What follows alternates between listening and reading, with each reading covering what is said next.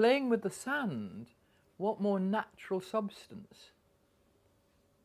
I've had children come to my playroom and all they will do at the beginning is just touch the sand. They'll mix the sand with water and make a mess, you know, another way of doing messy play.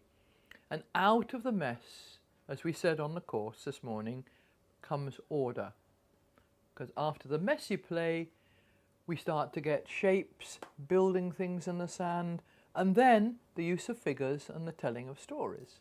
So whatever medium for the play you're using, you're still going through those developmental stages of the sensory and the messy into making form, which is another way of talking about projective play, into the narrative, which is also dramatic play.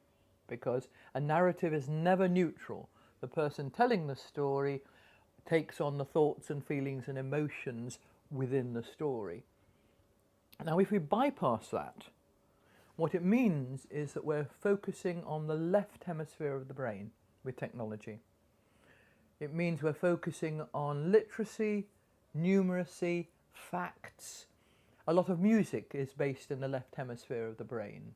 What we're not developing is the right hemisphere, which is to do with our feelings, to do with creativity, to do with inspiration, and to do with forming a hypothesis.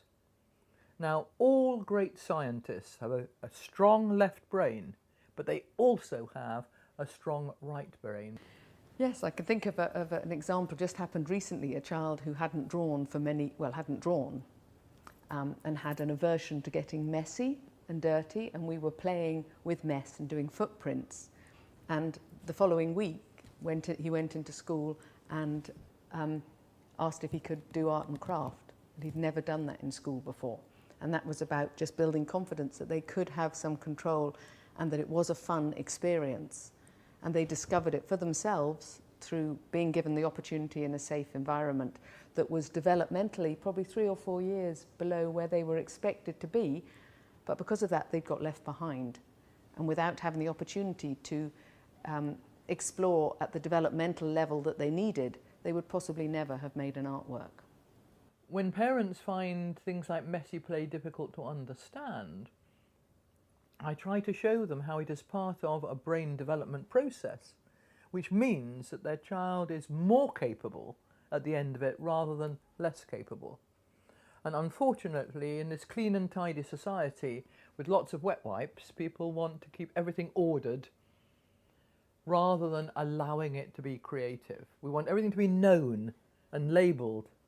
Even our children are to be labelled, rather than waiting and seeing who might this person be one day.